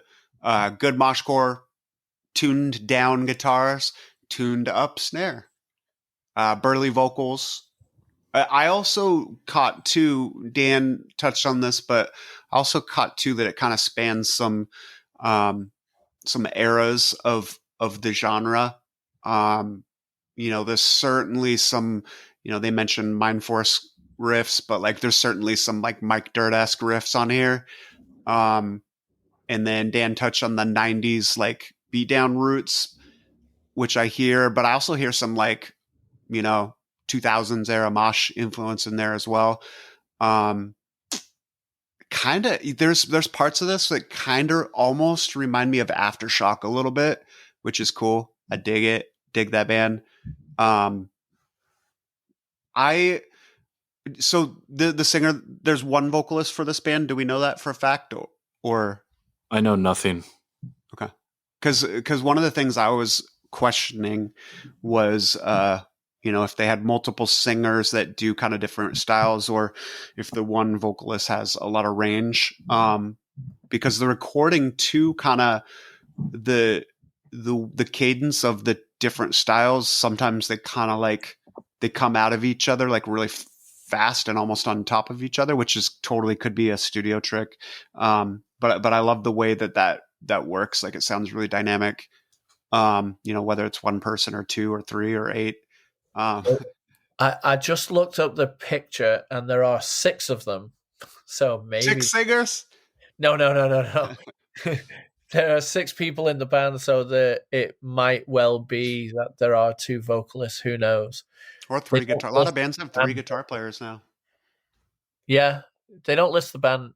Maybe they're Ned's Atomic Dustbin in it, with having 2 bass players. Dan, how many dogs are in the picture? Unfortunately, I don't see any. Oh, Finally, we my found first complaint. Yeah, finally we found a knock on Soul Blame. Get more dogs in your pictures, people. Can we talk about the dive bombs? Because they don't overuse the dive bomb. I don't think. I'll have to listen to it a few more times, but like when they do a dive bomb, they let you know about it. Like the opening track has this dive bomb that's so sick, and it bombs and then it changes notes a couple times in the middle of this dive bomb to like different octaves, and then proceeds to dive bomb even more and lasts a total of 8 seconds, and it's so sick. Second song has a long ass dive bomb right in the middle, and then New Chapter, the third song, also has a dive bomb that is pretty sick, and it starts out kind of like the first, like the one in the opening track where it's like really slow, but then he just starts wanking it like homie is feeling the whammy bar and I'm here for it. That rules. Yeah, the only knock other than no dogs in your promo photos is like they're leaning into that trope, right? Where like a mosh part's coming and it's like, oh, you're a pussy ass bitch, blah blah blah blah blah. Yeah. It's like that shit is fucking getting like, okay, I'm sure these guys could maul me, whatever, but like, dude, let the music speak for itself. You know what I mean? Like the classic bands of the genre didn't always do that, and like, I don't know, it's so tired, and it's really entering like the corny realm at this point. I hate to say it. It's like when I hear that shit, I'm just like, oh, fucking cringe, dude. So that's all. Like the music speaks for itself. Like this is hard as fuck, right? Like those parts, like they sound like you're in the studio and you're like making a joke for your friends to like laugh to, which is cool. Like have fun with your band. Obviously do whatever you want. Don't listen to my like idiotic ass. But like, as far as me as a listener that's like listened to this stuff for a long ass time and I love it, like that trope is just it's getting like in the serious cornball range, in my opinion. Just my humble opinion. So I think the band that did like the mosh call lines the best ever in history is, I mean, the OG's Hatebreed. And the approach that they took is he would scream a line that kind of makes you think, like, huh, but in a way that also makes you think, hey, there's my friend. He's 3 feet away from me to punch him in the face right now. yeah, but his mosh call is "My only hope is vengeance." Like it's the song. It's not. Yeah, Hey, exactly. you pussy ass bitches, get out there in the pit, or I'll cave your head in. I'm the hardest dude alive. What's up? All the prayers in the world can't bring you back. Right. It's like it's sick in the context of the song. So that's all. Like as a fan of this style, like that's a piece of it that I think is just a little silly. So I mean, do it live by all means. Like that's where it comes from. And I get like we're trying to emulate like the live shit on the record, but I just don't think it works. So that's what's up. I mean, like, can you imagine like calling for a circle pit like on a fucking record? All right, here comes a circle pit part, everyone. It's like it's kind of the same thing. Like it's like, okay, if someone called for a circle pit part before a fast part on a record, you'd be like, the fuck? What's the difference? It's like, let's take a step back and realize like the absurdity of some of this shit. But yeah, I mean, that's such a minor part. I love this style, and this is a band that really does it well. So Soul Blame is the band. Demo 23. Everyone check it out. And it's a good time to say there is a playlist for every episode. Go to 185milessouth.com, click that playlist link at the top of the page, and check it out, because this is the music, and that's what it's all about. Also, you can just find us on Spotify, I think, 185 Miles South, and check it that way. All right, let's move on. Another band doing the hard style. Out of Pocket, the LP Waste of a Man, came out on Streets of Hate in the last month or so. Dude, I love this thing so much. I can't believe how much I love it. I like this month, this playlist, like, we'll break down this playlist and just have a couple songs from each band. But right now, all the full albums were on here, and like, dude, I'm not hating it. Like, I love all this shit, but like that Motorbike is a nice like cleanser. The Violencia is one of my favorite records of the year. The Soul Blame is like, oh shit, let's do this fucking hard style. And then like, but this Out of Pocket is like, god damn. We talk a lot about like in the early 80s, like the recording being like the fifth member of the band, where like the record just wouldn't be the same if it didn't have like that early 80s like recording. And this is like kind of the modern version of that to me. And I don't know how much of this is intentional and how much wasn't, but like to my like ear, which is, a pretty ignorant ear sometimes, like this thing is so sick. Like the tones, the guitars, like they don't lean too much into like the death metal heaviness. Like it's not super heavy. And then like the drums, like that snare, like it's almost like piccolo. Like it has so much of like that E-Town Concrete Time to Shine vibe, and then like the kick drum, like you hear it and there is a shit ton of kick, like double kick on this, but like it's not too like thuddy in your chest, which you'd be like expecting like of this style. It's like the recording really is like the fifth man or the sixth man on this record. Like I love the way it sounds. And because like the guitars aren't so like buried in distortion, it sounds super tight. And really like the backbone of this record, like where there is lots of mosh like on here, but like the backbone is like these dudes do bounce so well. And they do like these palm muted riffs on top of the bounce that just like it just compels you to bob your head like through this whole thing. Like I love it. And then the singer, his voice is fucking nasty. It's like a voice like not even a mother can love. Like it kind of sounds like if Mexi Mike from Section 8 like was like trying to sound like Darby Crash. It's just like it's a wild voice and I'm here for it. Like I like ugly music. You know what I mean? And yeah, I just love this. It's like, I don't know. I don't have it in front of me. It's like 8 songs or something. And they're they're all just kind of playing the hard style, like in a bouncy format with lots of mosh, but the record is so palatable. I get through it like every time and I'm like, God, I want to listen to it a little more. So it's just like, it is the perfect length. This thing like caught me by surprise. I didn't think I was going to love it as much as I did, and I did. It's like one of my favorite records of the year. Dan, what do you think about it? Well, I've seen Out of Pocket a few times up here in the Bay, and they fucking bring it. Vocally, I feel like he sounds a bit like Josef, but more like guttural, like Josef from Sunami. He sounds their voices are a bit similar to me, but the song "Waste of a Man," how it starts with the like weird, like almost District 9-ish to an extent. It's like bopping around like that. And yeah, the piccolo snare is giving the way the snare sounds is like, we like ignorant music, so this is why our drum sounds like this.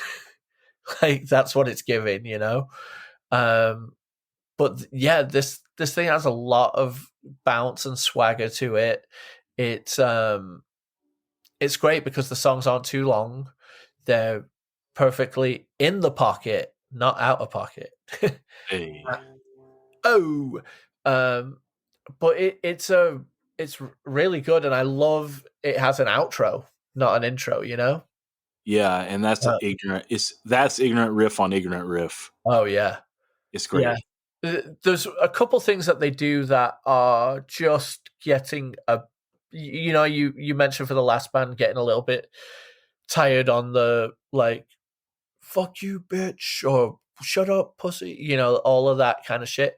This band's not doing that. They're doing the thing that all of these beatdown-esque bands are doing, where the mosh part goes, then there's a pause, and then it comes in again slower and grindier. I just wish a band would like switch it up where it goes like almost like Abraxas Annihilations it, you know, instead of it going and then going to jun jun jun jun jun jun jun. And I know it is the thing of the day, but how sick would it be like if like a mosh part went and then there's a pause and you think it's going to do that, but it comes in at like double time of that mosh part, and then it's just like this upbeat like version of it. That would be so sick. But that's my minor thing that I just think while I'm marinating on these records, I'm like, oh, I would like it if that happened. But what I got to say about this is it's a great EP. Really, I haven't had as long to sit with this as some of the other stuff we've talked about, because this only came out like 4 days ago or something, 4 or 5 days ago. But I've listened to it like 4 times, and I really like it. And they're a really good live band and put on for the Bay. So I'm really excited to hope this really elevates them and lets people know that this is a band to fucking get into, because it is it's really sick. There are some vocal features on here as well that on the most part like give you a fully different sound to the way that the singer sounds. So it's like gives you something, you know, a little bit different, but it's a good record. It is bouncy, it is hard, it is everything that if you are coming around like in the hard style, this is going to be right up your alley. Chris, what do you think about this? Well, I don't know who this Out of Pocket band is you guys are talking about. I was listening to 2-word Out of Pocket. I didn't say out of. I did. What? Dude. They'll be on the next 185 miles an hour. I said out trivia. of pocket. Yeah, I did write it like that. Out of It'll be on pocket. the What's next up? trivia. Is it A? Out of pocket. Out of- What Atari is to octaves, this band is to palm mutes. You've Yes. never met anyone in your life who loves palm mutes as much as the guitar player in this band. But like Atari's obsession with octaves makes them great, this band's obsession with palm mutes makes them great. And they do a lot of really cool stuff with it. Like, it's not just like, okay, let's lay the palm down and chug it out.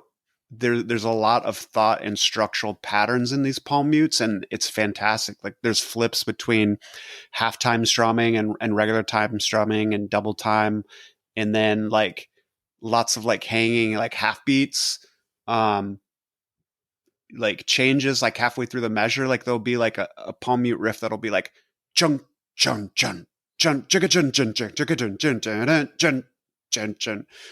There's just like a lot of creativity with the way they hit those, and it's makes it a super interesting listen. And then, when they do open it up, it almost makes it like a lead, like has the same impact that a lead would have, for whoever band. And then when they do an actual like traditional lead on top of that, it just adds another element. I think this is really cool. Like Dan said, I haven't listened to it a ton yet, just because I just dove into it, I think 2 days ago.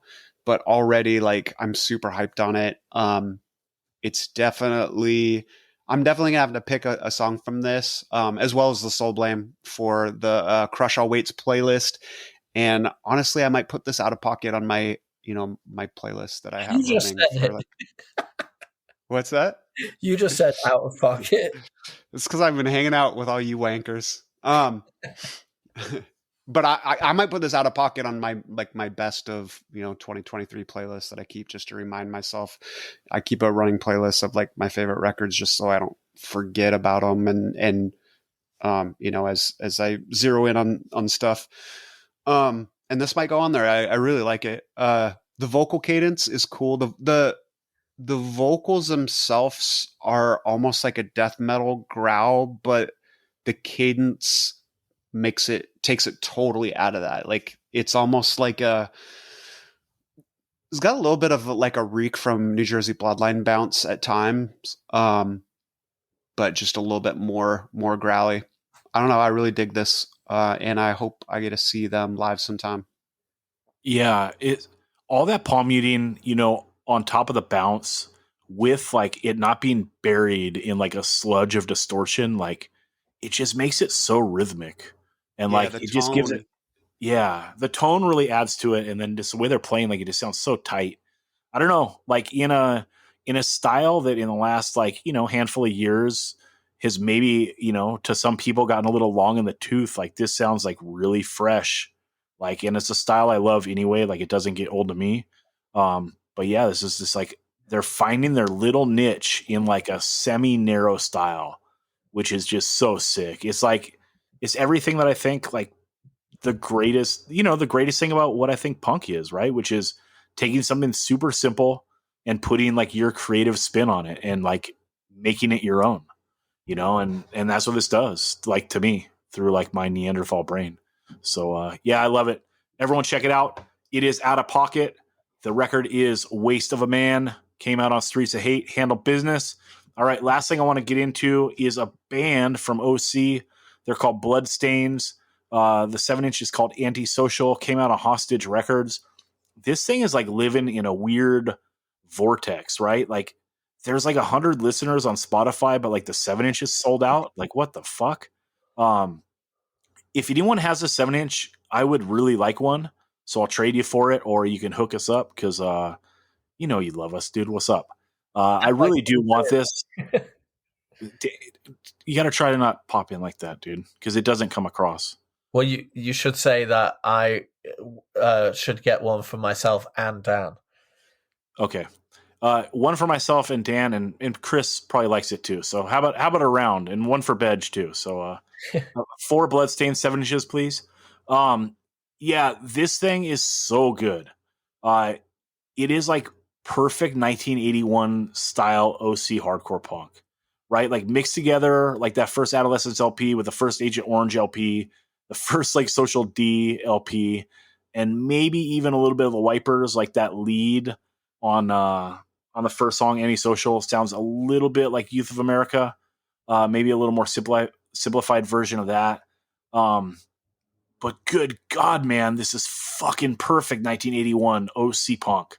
Like, I've listened to this, like, I think I heard it like 2 days ago for the first time. I've literally listened to it, I don't know, 15 times. It's like 3 songs, and it's the perfect length for like hearing a band the first time. I know they did a demo in 2020. I didn't hear it then. And one of the songs is this song, Antisocial. But yeah, it's like that first song, Antisocial, is like this like mid-tempo, like dark vibe song that's just like so sick and perfect. And then like the other 2 songs are like 2 up-tempo mid-tempo songs that like fucking rip. You know, it's like, goddamn, like, did they just do like 3 perfect songs that are literally like channeling us back 40 years? Like, it's insane. This thing is so fucking good. Straight into contention for 7-inch of the year. And I mean, easily one of my favorite things I've heard like in the last 5 years. So yeah, Chris, what do you think about this? Yeah, it's cool. You know, it's funny. I didn't know where this band was from, and I went to Bandcamp just to kind of see if I could find out where they're from. And you know, like every band in the world, there's multiple bands named the Bloodstains, and the first one I saw was a band from Germany, and I was like, okay, I couldn't have guessed in a million years that this was a German band, but it turns out nope, wrong. Bloodstains. This is a band from Orange County, which definitely 100% checks out. And should also add, Ben wanted us to share with the 185 miles south listeners that he also loves this record. Yeah, the vibe on the first song kind of reminds me of the end of Kids of the Black Hole. But I went and listened to them back to back, and like Kids of the Black Hole is definitely a lot more driving. Like this first track is very like laid back. But it's a cool song. But I'm glad, you know, as I was listening to it in order, I was glad that it didn't, you know, all 3 songs didn't stay that tempo. Because it picks up the pace to a lot more of a driving mid tempo on the second and third songs, and I feel like definitely Adolescence, like Agent Orange, all the things Zach said. Heard a little bit of Circle Jerks in there, maybe. And then the third song even has there's a vocal part that reminds me a lot of Bad Religion, earlier Bad Religion. But yeah, this is really cool. I dig it. Dan, what do you think about this? It's yeah. I mean, I can't really add on from what's been said. It's very, very good. The first song is head and shoulders above the other 2, but I mean, the first song is like one of the best new songs I've heard in a long, long, long time. So that's not saying much. I also love the third song, Extinction. I mean, it's really good. The second song, Burning Sun, is, like you say, a very paint by numbers version of like 1981 early, you know, basically stuff that would be on the decline to an extent. Very much like that.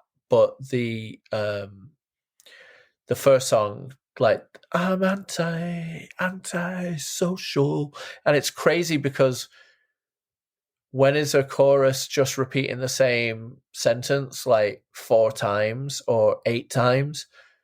Gonna be like just so great. Like sometimes when that happens, it gets so redundant, and it's the opposite here. You just like are singing along, and like when it moves on from the chorus, you're like, oh, go back to the chorus. It's so good. But that's not to say the verses aren't good. Like everything about this is fantastic. The recording is the absolute compliment to what the songwriting is. They are married in heaven. So yeah, I can't wait to hear more from this band.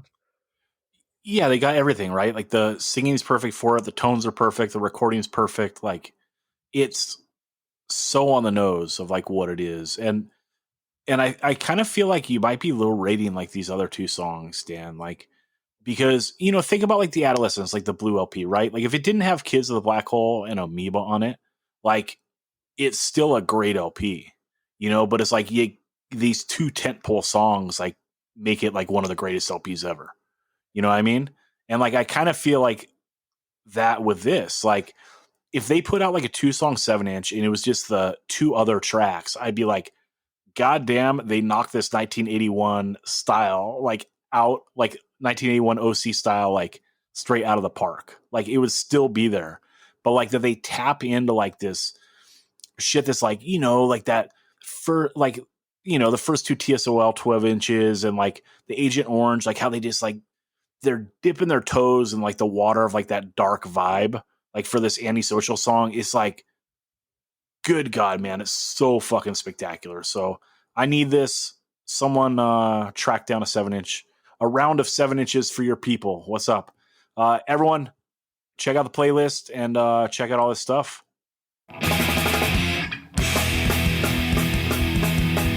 Well, you know what? There's things called fun facts and then unfun facts. Fun facts and then unfun facts.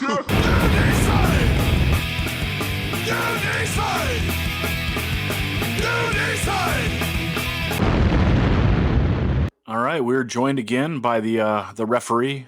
That's Ben Merlis, aka Ben Edge, aka Bedge. What's up, Ben? What's going on? What is up? All right, I did a ridiculous project recently where I listened to 1,000 hardcore and punk 7-inches that were pre 1984. And when I was doing it, I came across, a bunch that I liked or was interested in. And, I Googled them to try to see what they're all about. And one of these 7-inches was a band called Rock Bottom and the Spies. And when I was Googling them for whatever sort of information I needed to fill in my spreadsheet, I came across like this blog post, or maybe it was a website, whatever. Ben will get into it. But the story about this dude trying to track down these 7-inches was so wild. And I was like, God damn, this is a story we got to get on the air. So I reached out to Ben and said, maybe you could summarize this story a bit for us and tell it on the air, and then we can just react to it. So, Ben, let us know what happened here with Rock Bottom and the Spies. Yeah, first off, you found a lot of late 70s, early 80s LA punk that I had never heard of before. And I really thought I had that, era and region on lock. And I really didn't. It just proves that you can find a spot and you can dig and never reach the bottom. So Rock Bottom and the Spies, I'm reading this the same way Zach did off of breakmyface.com, which is kind of like a punk rock website, LA-centric punk rock website that I don't know if they still post on it anymore, but it's this guy, Ryan Richardson, and this other guy, Roger. I don't remember his last name. So here's the Cliff's Notes of who Rock Bottom and the Spies were. Short-lived LA punk band. They were around in the late 70s and early 80s. They made one acetate 7-inch in 1979 called Good Looker, and the B-side was called Babe. So this is an acetate. It never came out. Then they put out a proper 3-song 7-inch in 1981 entitled Rich Girl. And this was on Bottoms Up Records. So Rock Bottom, Bottoms Up, clearly a self-released single. It's mostly a really good record, and you can listen to the entire thing on YouTube. Someone thankfully uploaded it. So, and Ben, real quick, just to jump in, it's actually on Spotify too. So we'll put one of the songs on the list. It's on Spotify too. I shouldn't have gotten my hands dirty going to YouTube. Why did I bother doing that? We all prefer the spots at the 185 family does. Okay, so here's my rundown of the 3 songs on this EP. Rich Girl, it's a great song. It reminds me of the song Kill by Alberto y los Trios Paranoias, but with a synthesizer. So that Alberto y los Trios Paranoias was a joke punk band from England. But I guess Rock Bottom and the Spies is not a joke band, but they have a sense of humor. It's a fine line. The song No Good kicks ass too. It's mid-tempo punk. that's just dripping with attitude. It seems sort of dated for 1981. It feels more like something that would have come out in 1978 or so. But I ain't complaining. It's all ancient history at this point. And it also has a ripping guitar solo. And then the last song, Death Trap, reminds me of the weirder side of the other LA punk band, the Deadbeats. It's like slower than the other two songs. And there seems to be this like 1950s sci-fi sound effect thing happening in the background the entire time, which is a little nauseating. So the story that these guys who have this website explained was, you know, they discover this ultra rare record and they become obsessed with it. And then eventually, after the dust is settled, they reissue the record as a picture sleeve in 2002. So if you find the original version of this record, you just won't find the original version of this record. But there's represses. There's even a more recent repress than that. So they tracked down every member of the band in around 1999. That's what the original post is dated. And they just completely behaved like a couple of stalkers. Just, you know, I don't even know if they acted like private investigators trying to find like missing children. So here's a rundown of the members of the band and what they found out about them. So the guitarist, Steven Della Bosca, his stage name is like Igarist or Wygarist. I don't even know how you pronounce that.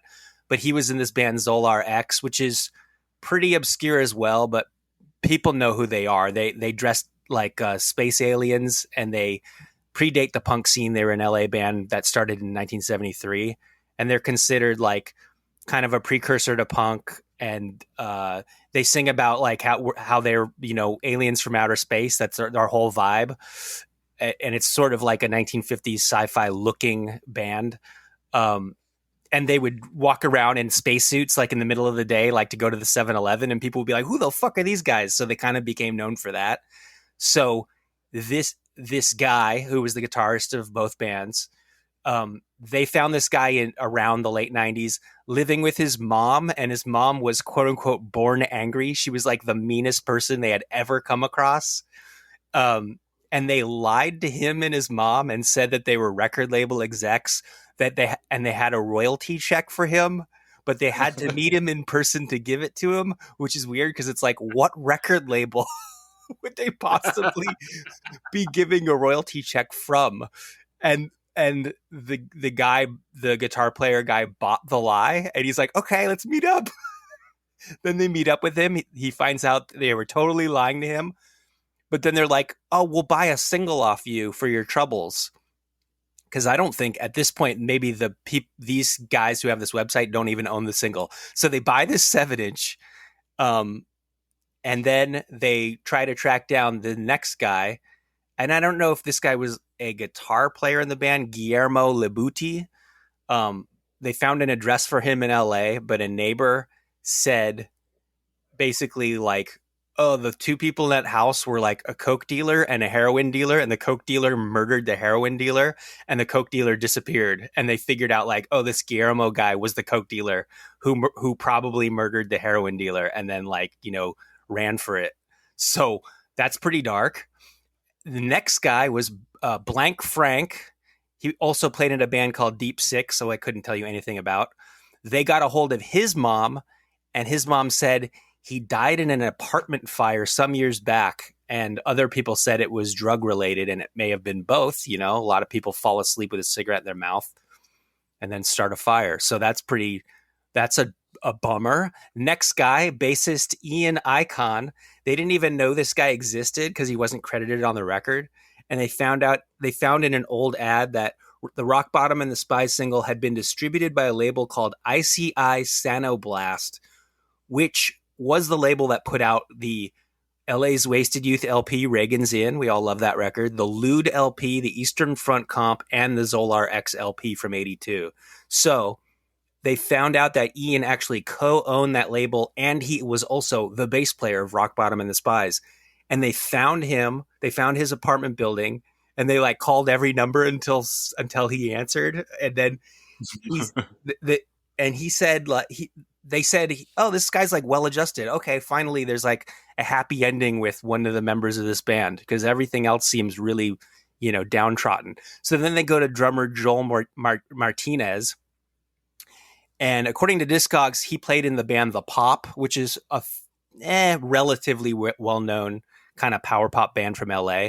And then a band called Andy and the Rattlesnakes. I've never heard of them. So Joel Martinez's name is so common that they're like, fuck it, we're not even going to bother looking for this guy.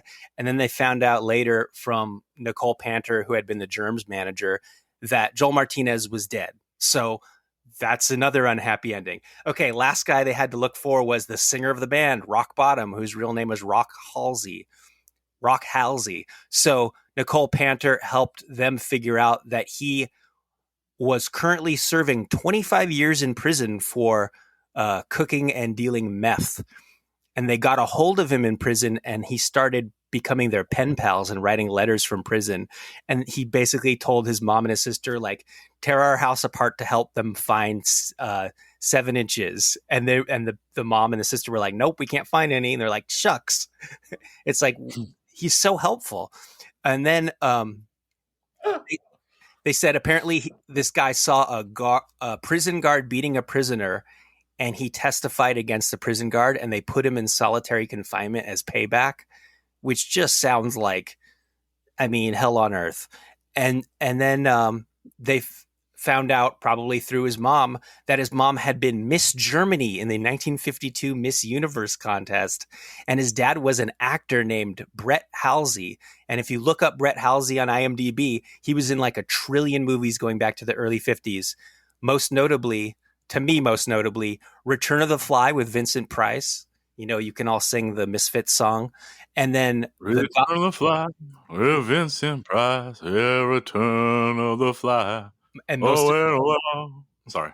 Exactly. And then most importantly, he was in The Godfather Part 3. Everyone's favorite Godfather movie. So all this is written in 1999, and then they started adding updates as they found out more things. So in 2001, there's an update that says that guy, Ian Icon, the one who seemed like normal and well-adjusted, he had killed himself. He just killed himself. And then in 2005, so this is 6 years after, their insane stalkerish quest to find every member of Rock Bottom and the Spies, they found out that Rock Bottom himself had been murdered in prison by a fellow inmate. So what is the moral of the story, Zach? Because I don't know the answer. It's just Rock Bottom and the Spies keep it real. Like, you think your band's street? Jesus. Yeah, this is some. I want to say the word hardcore shit, but it's. I would say it's A1. It is punk, but it's a great record, and these guys, they did it justice by reissuing it. I don't know. I think you can buy a repress for like $16-ish on Discogs. So it's and there's a release too that's like a Rock Bottom and the Spies Zolar X split as well. I just think it's an interesting story, right? Because there's so many just like singles of that early punk shit, and it's like, here, you pick up one that you never heard of, it's pretty good, and you just do a simple Google that you normally do of something, and then it's just like, God, there's so much tragedy behind it. And it's just crazy because, we see these one little piece of these people's lives, and that's kind of like where they sit in our worlds, but there's like so much going on behind it. And I just thought that this was a pretty good example of just like the chaos that is behind like these records that we never know is there, and luckily these guys did this insane amount of sleuthing and like track this stuff down. And then, like Ben said, they do like a proper release and, keep this out there. And, they got it up on Spotify. So it's more than we can say for Crucial Response. So that's cool. But yeah, I don't know. Ben, what do you get out of it?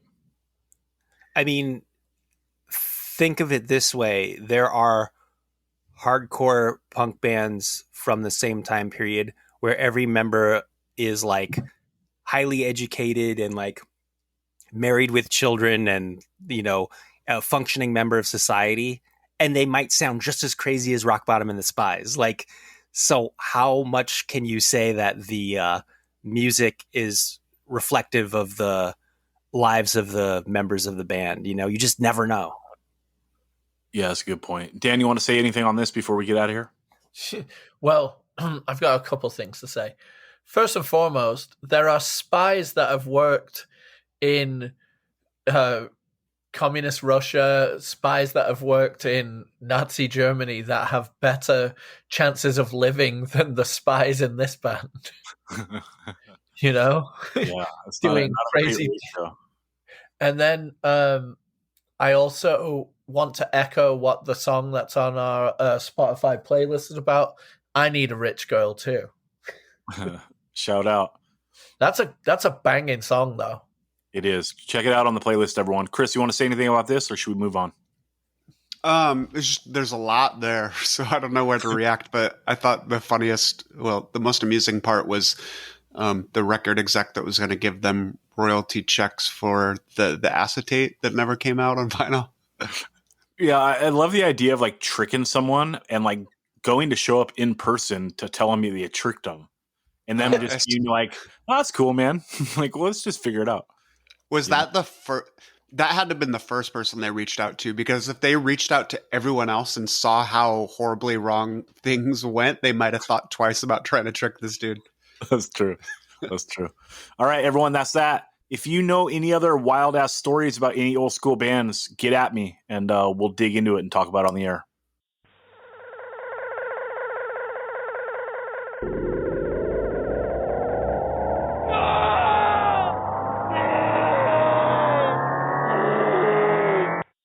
All right, we're going to do a UFO segment for one of the best hardcore 7-inches of all time.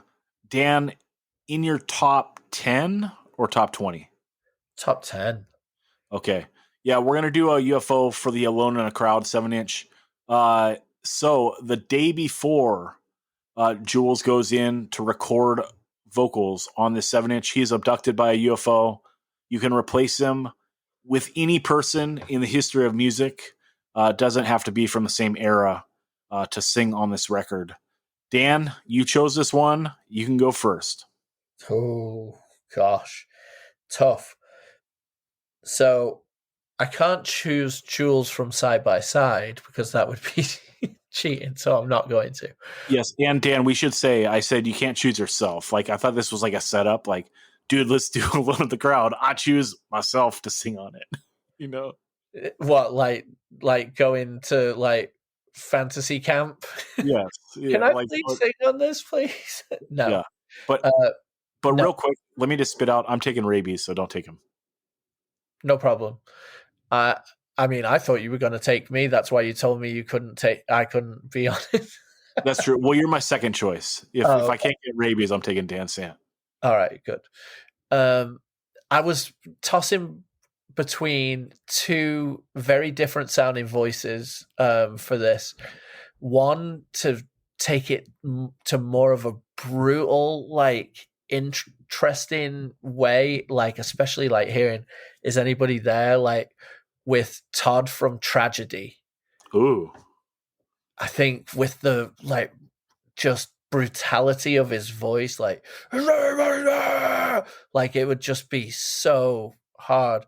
But then the other side of my mind was thinking of the urgency and the just power of the voice of Kurt Chain of Strength.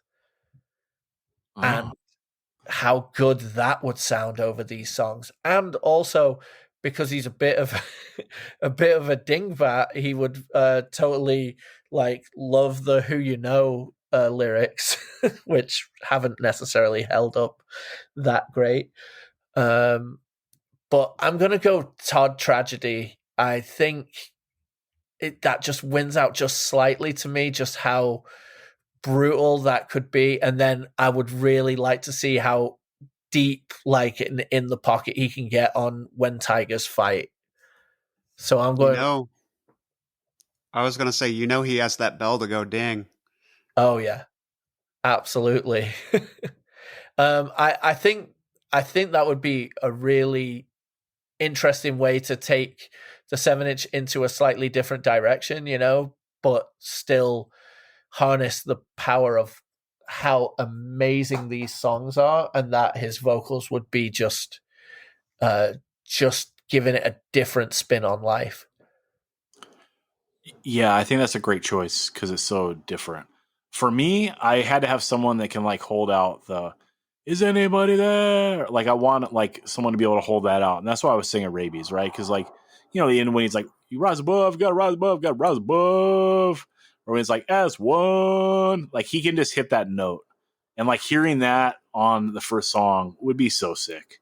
And I don't know, I feel like all these like I don't think that much. These are hard. It's like every single album. It's like, who do you want to replace whoever? I'm like, either Rabies or Vogel.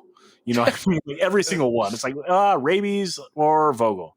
Like, do I want this like the best like straight yelling hardcore voice, or do I want the voice with the most personality? Like, it's gonna be one of them. And Alone in the Crowd. Fuck. First choice Rabies, second choice Dan Sant, third choice Vogel. So that's my answer. Chris, what do you got for this one? First, like the "No Bell to Go Ding" was a reference to the song "Confessions of a Suicide Advocate," where it has like a church bell. Yeah. So the church bell would give it a little bit of a different, darker tone. These are all hard, but I feel like this one is especially hard because there's something about Jules's voice that makes it all of pissed off, tortured, aggressive, urgent. And then, not to mention like the speeches, like, the speeches at their first show. So Vogel's the easy, obvious answer there because he certainly brings the speech thing too. But I'm going to take it in a little bit different direction. I'm going to focus on the confrontational vibes, the vibes of I'm straight edge. I'm going to punch you in the face if you get in my face. And I'm going with rest in peace, Isaac Golub from Chorus of Disapproval. No one in the history of the world is touching Jules on this, but I think Isaac could pull off a mean When Tigers Fight, and I think just that confrontational vibe would fit with this band real well. I think that's a great choice and timely. R.I.P. Isaac, dude. We haven't had a chance to say that on the pod, so it's nice to bring that up, Chris. Dan, how do you feel about that one, and how do you feel about mine? Yeah, I like them both. Yours. Rabies would be so good on the parts that it's like, it's not who you are, it's who you know. Like on who you know, it would be so full of like attitude and like bounce and swagger. And then like Chris says, when it comes to When Tigers Fight, it would be so angry with Isaac. And Is Anybody There? I think he would nail really well as also. It's interesting that Vogel was brought up because he has an Alone in a Crowd tattoo. So he's got to be in the running just simply for, props of having the words Alone in a Crowd tattooed on him. Hell yeah, he's got my bronze medal. Chris, wrap it up on this. Sorry. Yeah, I was just going to add with Rabies too, like I think the beginning of Alone in a Crowd, is anybody there? Is anyone care? Anybody see what I see? We're just alone. Like him doing that in our hearts and in our minds. I feel that hard, that style. Yeah. Would be really cool too. Yeah, I got to say he's probably the best choice. That's why I chose him. So I'm the smartest, smarter than anyone else. That's right. I think your second pick was best. Oh, fair enough. The second pick was definitely the best dressed. On that. Dan, final thoughts on the episode? Yeah, again, another month goes by and we're just bringing bangers to the ears of the 185 faithful. And there's, so much we can't even get on when things go by, like, because we've already just taken up 2 hours of your time, talking about all this new stuff, and we wish we could do another 2 hours, but we're not going to punish you like that. But there's so much other good stuff, and please, listeners, hip us to new stuff too. Like, we love the conversation, we love the sharing of bands and songs and everything. So, get in touch and let us know what we need to be listening to as well. Yeah, we need like a shitty dead month of hardcore so we can catch up because like every month, like there's stuff that doesn't make it on. Like there's demos from January that I've been wanting to talk, but like it just hasn't like made the cut to get on. It's like not due to lack of merit, just due to lack of time. So yeah, everyone get at us. Let us know what you want to hear. Chris, thoughts on the episode? I just echo everything you guys said, and hyped to listen to all this stuff. Hyped to talk about the stuff that was already on my radar and I loved, and hyped to talk about like some of the newer things that I hadn't given a chance yet and came away loving. And just to reiterate, like we've talked about this before, like we're not reviewers. We don't work for Rolling Stone or whatever. We just talk about stuff that we love. And so, appreciate y'all listening to us just like hype up and big up stuff that we love, and hopefully you guys are into it too. And as they have both said, like hip us the stuff that you want to big up. Hell yeah. All right, Dan, where can people find you? At Indecision 30, we're dusting off the old bones. And on Instagram at Southport Instagrammer. And if anyone's coming to Comic-Con, I will be running the San Diego pop-up shop where we are flipping our store into a Cobra base. So if you want to come get indoctrinated into Cobra, come by, say hello. That's at the Super 7 brick and mortar location in downtown San Diego, correct, Dan? Yep, on 8th and G. All right. Yeah, handle business people. Chris, where can people find you? At Chris Williams 51 on Instagram, Twitter, if that thing's still around by the time this comes out in a few days, and Threads, if that thing is, if anyone's even using it after they sign up for it. Yeah, and also you can see Chris in the pit at the Arroyo Grande shows, correct? That's true. You might see me in the pit at Indecision 30. We'll see. That's right. You will see me stage potatoing on Saturday at Indecision 30. I will be there. I'll be there playing that Vuvuzuela for Dan while he tries to do speeches in between those Over My Dead Body songs with a chorus of other people playing the Vuvuzuela. So shout out to us. Everyone, get at me, 185 miles south at gmail.com. I respond to everyone. Also, it's 185 miles south on Instagram and Twitter and Threads too, I think. I don't know. I signed up, but I don't check it yet. If it takes off, we'll do it. Otherwise, Instagram's the main one. And then I'm Zach Retaliate on Instagram. And Retaliate is the best, still the best on Instagram. Everyone, we love you all. We will talk to you soon. We will talk to the real ones next Monday on Patreon. I shouted out a ton of shows I'm going to go to in the next couple weeks. If you see me, come say hi. And see you out there. Hardcore rules.